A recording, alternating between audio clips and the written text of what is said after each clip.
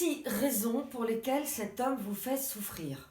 6 explications à la souffrance qu'il génère en vous.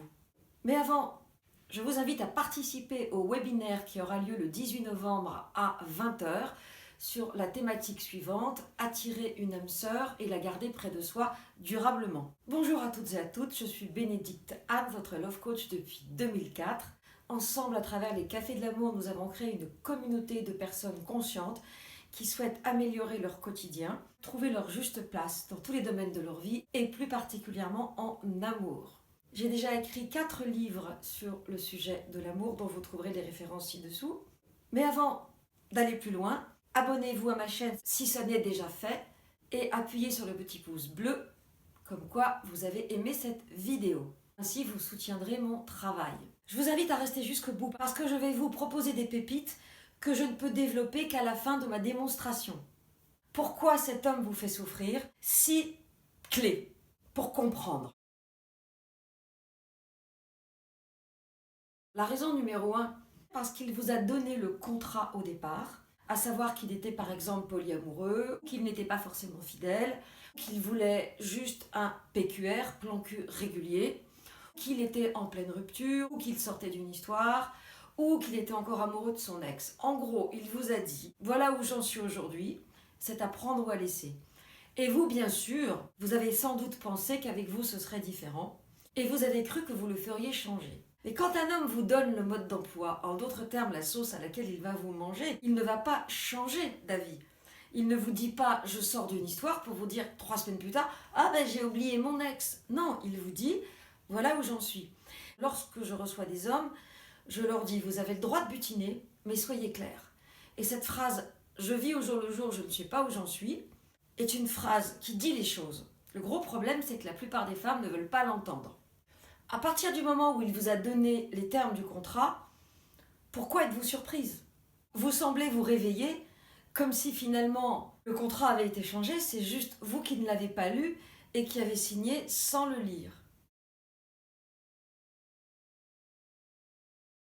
Une deuxième clé pour comprendre pourquoi un homme vous fait souffrir, c'est qu'il vous a donné au départ les informations, où les informations étaient évidentes et vous avez refusé de les intégrer. Exemple, monsieur est en couple, monsieur est marié, monsieur est avec une femme qui attend un enfant de lui, monsieur habite très loin, monsieur est entre 2 maisons. Bref, il vous a donné les règles du jeu, mais vous avez fait comme si de rien n'était. Bon, le cas le plus fréquent, c'est l'homme en couple. Au départ, il vous dit qu'il ne se passe rien, qu'il ne fait plus l'amour, qu'il est en souffrance, qu'il veut la quitter. Mais ça, c'est dans sa tête. Il y a un dentiste que je vois et qui est l'ex d'une de mes coachées. Ce dentiste m'a raconté que ça fait 5 ans qu'il est en couple avec la même femme. Eh bien, figurez-vous qu'il a rappelé ma coachée pour lui dire qu'il était en train de terminer son histoire. Elle lui a dit « règle tes problèmes ». Il revient 1 mois plus tard en disant « c'est bon, je suis libre ». Elle ne répond pas évidemment. Et moi, quand je lui demande comment va sa compagne, il me dit qu'elle va très bien et qu'ils ont des projets pour acheter une maison de campagne. Le fameux baratin du mec en couple, vous le connaissez quand même depuis le temps. Alors ne venez pas vous plaindre que le type est marié alors même qu'il vous a montré quelque chose que vous n'avez pas voulu voir. Il a réussi à vous faire gober qu'il était en couple mais qu'en fait il ne l'était pas alors qu'il est techniquement en couple. Vous savez, il y a une question très simple. Est-ce que tu dors avec elle? Oui, mais nous ne faisons plus l'amour. Ou oui, mais nous faisons chambre à part. Est-ce que tu prends ton petit déjeuner avec elle tous les matins? Bah oui, donc tu vis avec elle, donc tu es en couple. Ça paraît un peu neuneux d'insister lourdement, mais c'est quelque chose qui arrive tellement souvent que je crois que quand une femme est touchée dans son affect, elle en vient à ne pas voir ce qu'elle n'a pas envie de voir pour que ça rentre bien dans le cadre de son objectif qui est une histoire d'amour romantique qui, bien sûr, derrière va être un cauchemar. Une troisième clé pour comprendre pourquoi cet homme vous fait souffrir, c'est qu'il a changé brutalement les règles du jeu. En gros, il a changé le contrat. Exemple typique, on se rencontre, on est sur un mode exclusif et fidèle, et d'un coup, monsieur, au bout d'un certain temps, va dire « ah ben finalement, je change de contrat ». Et madame doit s'adapter. Ça arrive aussi dans l'autre sens, mais c'est plus rare. Il arrive aussi que les femmes et des désirs d'ailleurs. Mais en général, ce n'est pas quelque chose qui arrive en milieu de relation, c'est quelque chose qui est dit au début de la relation. Combien de fois des coachés entre 28 et 35 ans m'ont raconté avoir été amoureux de femmes qui leur avaient dit dès le départ qu'elles n'étaient pas fidèles, qu'elles étaient polyamoureuses, ou en tout cas qu'elles refusaient pour le moment une relation d'engagement et d'exclusivité qu'on verrait plus tard. Les femmes sont aussi concernées, mais rarement elles changent le contrat au milieu de la relation. Ou alors c'est un couple qui est installé depuis des années et qui a déjà des enfants. Mais chez les jeunes, en général, les choses sont dites dès le départ. La quatrième clé pour comprendre pourquoi cet homme vous fait souffrir, c'est qu'il est tout simplement manipulateur. Alors, manipulateur ne signifie pas qu'il est pervers narcissique, c'est juste qu'il oriente les choses comme ça l'arrange par rapport à lui, par rapport à son besoin, par rapport à son désir. C'est quand monsieur veut, comme il l'a décidé, et c'est lui qui va dire « Ah ben non, mais tu fais pas ça, ben non, mais on fait pas comme ça, ah ben non, mais c'est pas toi qui conduis, ah ben non, mais c'est moi qui fais ceci, ah mais non, mais là c'est même pas en rêve, etc. » Donc en gros, il va vous imposer sa loi, et évidemment, comme elle est uniquement centrée sur lui, pile je gagne, face tu perds, forcément, c'est pour vous malaisant.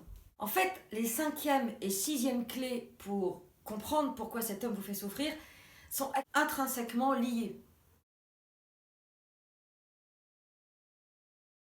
La cinquième clé pour comprendre pourquoi cet homme vous fait souffrir, c'est que tout simplement, il a obtenu ce qu'il voulait, il a fait le tour de vous, il vous a reniflé sous toutes les coutures, peut-être même que vous lui avez fait le grand jeu de l'actrice porno, mais je ne vais pas dire que c'est à cause de ça qu'il vous quitte. Ce qui est certain, c'est qu'il a fait suffisamment le tour, ou finalement, ce que vous êtes, ce que vous rayonnez, ce que vous dégagez, ne l'attire pas tant que ça. Il est venu se servir au buffet de vos émotions et de votre bonne volonté, de votre soumission et de votre dépendance affective. Et peut-être que ça la nourrit pendant un temps.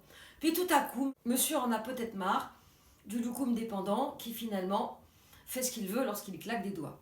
Je caricature évidemment, peut-être que vous n'êtes pas un loukoum dépendant, mais toujours est-il que monsieur s'est servi, a goûté le plat et il n'a plus faim, en tout cas plus faim de vous. Comme on l'a vu, il ne veut plus de vous. Comme on l'a vu, il a eu ce qu'il voulait et il n'en veut plus. Terminé, siège éjectable. Donc la vraie question, si ça vous est arrivé, c'est premièrement, si vous remontez l'historique, est-ce qu'au début, il y avait des signes que vous n'auriez pas vus et du coup tout s'explique? Est-ce que vous êtes allé trop vite ou vous avez été trop vite amoureuse, trop vite acquise, trop vite, trop gentille à son égard et le gars s'est senti comme un petit prince? Et dernier point, est-ce qu'il y avait des signes de son désintérêt que vous auriez pu repérer à temps pour inverser le rapport de force et vous positionner d'une manière telle que votre distance puisse peut-être, si tant est qu'il y avait la matière à, recréer du désir chez lui. Alors maintenant qu'on a vu les différentes configurations d'hommes qui vous font souffrir et les différentes possibilités, il y en a d'autres, mais globalement je pense qu'on a listé les plus importantes. Maintenant, on va s'intéresser au pourquoi ça vous arrive. Parce que c'est bien beau de décrire. Nous, on veut comprendre. Pour pas que ça se reproduise, il faut comprendre. Donc, la première chose que vous devez vraiment entendre, ça ne va pas vous plaire, mais c'est de votre responsabilité. Il y a eu des éléments que vous n'avez pas voulu voir. Vous avez pensé que peut-être ça ne vous toucherait pas. Vous avez pensé que peut-être vous alliez passer au travers des gouttes. Eh bien non. Votre responsabilité, c'est d'observer exactement ce qu'il y a et de vous dire j'y vais pas, j'en veux pas. Ensuite, concrètement, puisque vous êtes en train de souffrir pour lui, c'est que vous lui donnez le pouvoir de vous pourrir la vie.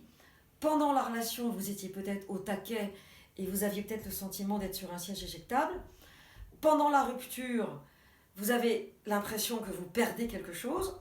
Et maintenant que c'est terminé, la relation continue à travers son absence. Ou elle continue parce qu'il vient vous voir quand ça l'arrange et vous êtes là, au taquet, à attendre que monsieur veuille bien venir vous voir. Dernier point, qu'est-ce qui dans votre enfance vous a programmé à donner beaucoup pour recevoir des miettes, donc finalement à être en attente d'une reconnaissance de la part des personnes qui vous ont élevé ou des personnes de votre environnement qui comptaient pour vous? Cette reconnaissance, évidemment, vous ne l'avez pas reçue. Conclusion, vous avez été au service, vous avez voulu faire plaisir pour obtenir quelque chose que vous n'avez jamais vraiment obtenu. Nous sommes dans un schéma classique dans lequel vous êtes attiré par des personnes fascinantes qui vous plaisent énormément, qui vous érotisent, je vous renvoie à la vidéo là-dessus, mais qui au bout du compte ne vous donnent pas ce dont vous avez besoin. Et quand enfant on a été en manque d'attention, la première chose qu'on va chercher chez nos partenaires, c'est cette même attention qui nous a tant manqué. Et bien sûr, comme le programme que nous avons reçu était un programme où nous donnions beaucoup pour recevoir peu, il est évident que nos partenaires vont être des gens qui nous fascinent, qui nous érotisent, certes, mais nous allons leur donner beaucoup et, comme toujours, puisque nous ne connaissons que ça, nous allons recevoir des miettes. Moi, j'ai plus envie de vous dire, votre critère dans l'histoire, c'est de rencontrer quelqu'un qui est tendre, qui a besoin de dormir en petite cuillère, qui a besoin de vous parler, qui a besoin de vous toucher, de vous renifler, qui se prend des shoots quand il vient dans votre cou, qui vous dit je t'aime, et là votre besoin d'attention va être comblé. Parce que recevant cette attention, vous allez la rendre. Et vous allez faire un gentil petit couple mignon, où les deux auront toute l'attention dont ils ont besoin. Ce qui fait que lors de vos castings, je vous invite à regarder si cette personne a les mêmes besoins d'échange, de tendresse, de toucher que vous. Et ce que je constate, c'est que quand monsieur et madame, j'ai besoin de beaucoup recevoir et de beaucoup donner, se rencontrent, en général, ça fonctionne plutôt bien. Maintenant, le problème, c'est que quand la tendresse fonctionne bien, il y a d'autres secteurs qui ne fonctionnent pas.